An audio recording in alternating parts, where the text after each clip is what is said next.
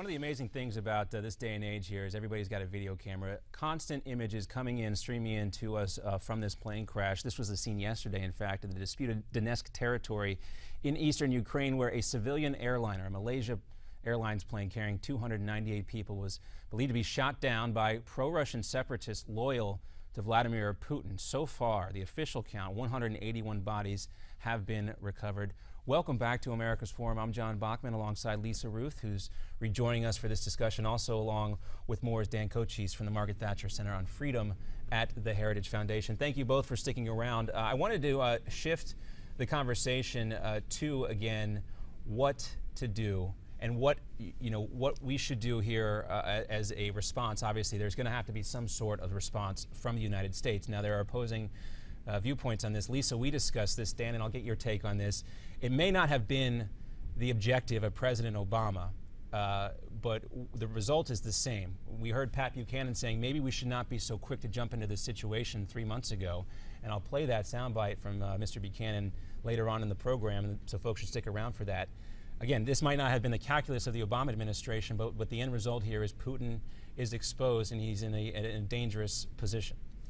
And again, as you and I discussed earlier, I spoke with a friend of mine who's an international diplomat, and he said, you know, what we're doing really, without intentionally doing it, is giving Putin enough rope to hang himself. At this point, it's going to be very difficult for any of Russia's allies to come to their aid here. This really has starkly highlighted that Putin has overstepped his line here, and what that means internationally. It'll be interesting to watch how that all falls out. I know Armenia even has come out this morning and said, yeah, we're a little concerned about this. And for folks who don't know the history of Armenia, that's saying a lot. Now, Dan, you know, I don't think you're going to give the president credit here, and maybe he doesn't deserve this, but this is perhaps a case study on why maybe not jumping in right away, as John McCain would recommend in these situations, might have a positive for a tragedy like this to happen.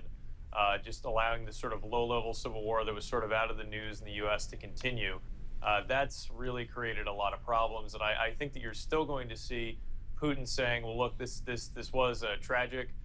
We're sorry that it happened, but this is what happens in war. I think that that's going to be sort of the message from Putin. And Lisa, in terms of what Dan's saying there, does Putin need to do something more substantial? I mean, does there actually have to be more than just words here? The great tragedy to me, and I agree with you, Dan, is I think that for the most of the world, we look at this and go, wow, something has to happen now. We have to de-escalate this crisis. This is a tragedy of civilians. We can't allow this to happen. The reality is Putin is probably going to continue to dig in his side, even if in his own mind he recognizes that he played some role in this. I'm not sure he does, frankly.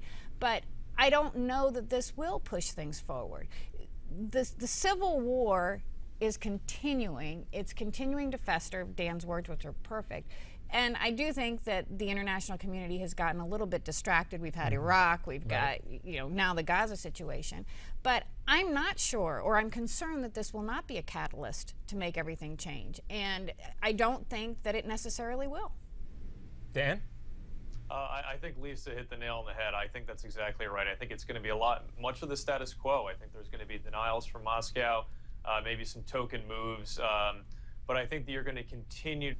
I think Lisa hit the nail on the head. I think that's exactly right. I think it's going to be much of the status quo. I think there's going to be denials from Moscow, maybe some token moves, but I think that you're going to continue to see sort of tacit or actual support to the separatists in the east. You're going to continue to see the Russian military, the Ukrainian military, try to come in and exert some control. We're going to have much of the same at the end of the day. Now, again, you know, we have the Europe question here, and going back to the very beginning of the civil war in eastern Ukraine, we had Victoria Nuland from the State Department saying,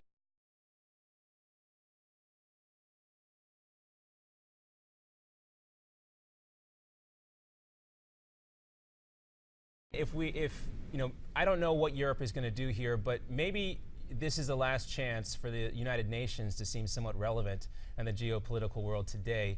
Do you see any way, you know, again, as more information comes in and more Russian fingerprints seem to be on this, that there will be any substantive measures taken in the UN Security Council to maybe isolate Russia there? Not with the Russians holding a veto within the UN Security Council. I don't think that that's a forum where there's going to get much of anything done. On the European side, again, I mean, this is the problem with trying to create decisions by consensus. The Europeans have quite a bit vested, very much reticent to sort of do these very strong sector-specific sanctions moving forward. And we'll see if that's still the case, after we get more information in here. What about NATO? I mean, many of the same players here, but obviously NATO has a response that they need to make as well. Right. Again, NATO here needs to be concerned about the NATO nations, Poland, the Baltic states that are on the front lines.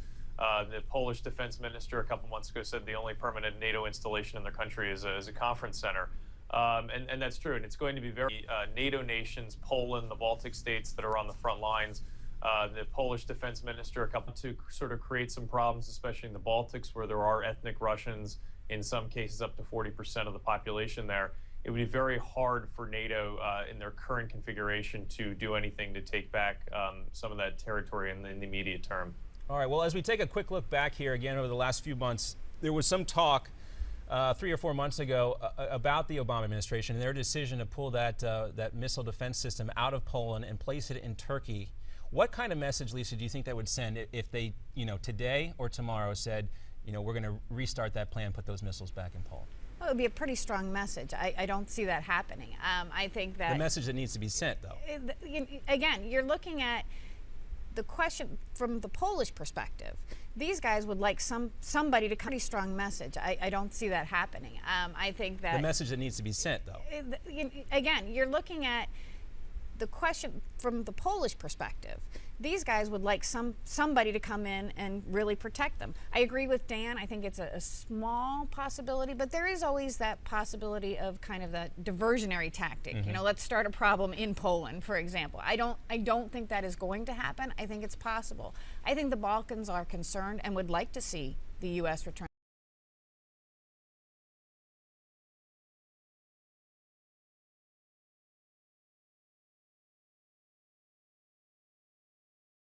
that missile system.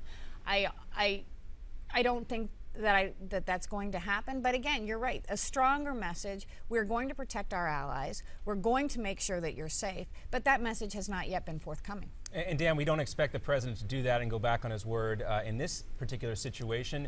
But in terms of sending a message, is that as close as we can possibly come without putting ground troops there or doing some sort of no-fly zone in this part of the world that can really send the message that needs to be sent most immediately? Right. The message that needs to be sent is that the U.S. Stands with our allies over there. And so, again, it's perhaps forward-basing troops. The administration has pulled out 10,000 troops out of Europe. There are no armored divisions left in Europe. These are all bad messages. For instance, last year, the biggest NATO exercise since the end of the Cold War by the name of Steadfast Jazz was going on. The U.S. only sent 200 troops, and at the same time, the Russians were also exercising across the border with 70,000. So these are the sorts of messages where, at the end of the day, the Russians don't believe that the Americans are in it in Europe to be there for the long haul. Yeah, we've heard that from a number of other NATO countries right there, especially along the Arctic Circle, where Russia is also getting more aggressive. Absolutely. Yeah, and Lisa, again, as we look at, without revealing sources and methods, as we always like to caution you to do, talk a little bit more about what specifically you think is happening in lieu of getting access to this site right now in terms of getting to the bottom of what really happened here. Based on, without revealing sources and methods, as we always like to caution you to do, talk a little bit more about what specifically you think is happening in lieu of getting access to this site right now in terms of getting to the bottom of what really happened here, based on the CIA and what they might be doing. I'm sure the first thing that they did is try to access sources in the region. Now, I have heard, and I'm guessing that they're pretty strongly in Ukraine. The question is how much access they have to the separatists. But the first thing they're doing is, and the emphasis right now is going to be tracing back on who was responsible. And, I would like to believe that there's an interest in kind of building up peace in the area, trying to encourage peace. I'm not sure that's happening, but I do think they're trying to get information at this point. Yeah, and Dan, as when we look ahead today, what are some of the things that you are looking for to see which direction this is going to take here? Well, I'm looking to see sort of the administration's response, what kind of evidence they put forward, how strong their statements are, the condemnations of what went on in that area yesterday, and also what the Russian response is in here. And so what is the tactic that they're taking? I mean, Lisa alluded to this a little bit earlier. Their initial response being that, though, this is the Ukrainian military forces, and then sort of the backtracking. Yeah. What is the tactic that they're taking, and what are they saying about who is responsible ultimately? But I expect that they're going to continue to sort of push the ball off that this is what happens in war, and we're not responsible. All right, well, we'll keep our eyes on what happens and what comes from the administration. Lisa Ruth, Dan, thanks so much for being with us. Dan Kochis from the Heritage Foundation, the Margaret Thatcher Center for Freedom. We'll all keep our eyes on what's coming from the administration, from Russia as well, and elsewhere in the world, including Ukraine. You can always stay tuned to Newsmax TV and Newsmax.com, as well as our sister site, LIGNET.com. They'll have some of the latest information on this downed Malaysian airliner. Much more to come here on America's Forum, including more news right after this commercial break.